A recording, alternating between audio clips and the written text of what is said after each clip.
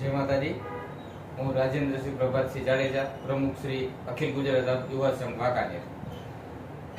मोरबी जिल्लाना वाकानेर तालुकाना तमाम क्षत्रिय भाई बहनों, मुरब्बीओ, वडीलश्रीओ ने नम्र निवेदन साथे जणाववानुं के અત્યાર સુધી જે આપણી લોકશાહી ઢબે ચાલી રહેલી ક્ષત્રિય નારી અસ્મિતા આંદોલનને અમુક હિતશત્રુઓ દ્વારા શાંતિ ડોળવાના પ્રયત્નો થઈ રહ્યા છે તેવી ભીતિ રહેલી છે।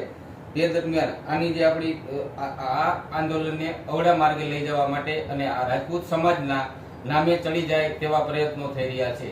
તો આગામી 7 તારીખે ને ચૂંટણીને લક્ષમાં લઈ મારે સર્વ વાંકાનેર રાજપૂત સમાજના ભાઈ બહેનો, વડીલો, યુવાનો, મિત્રો ને નમ્ર નિવેદન સાથે કહું છું કે આપણે આ ચૂંટણીની લોકશાહી પર્વને શાંતિપૂર્ણ અને લોકશાહીના ઢબેથી આને પર્વની ઉજવણી કરવાની છે અને કોઈ પણ રીતે સુલભ શાંતિ જાળવવાની છે અને કોઈ પણ સંજોગોમાં કાયદો હાથમાં લેવાનો થતો નથી। તે એવી મારી બે હાથ જોડીને નમ્ર વિનંતી છે।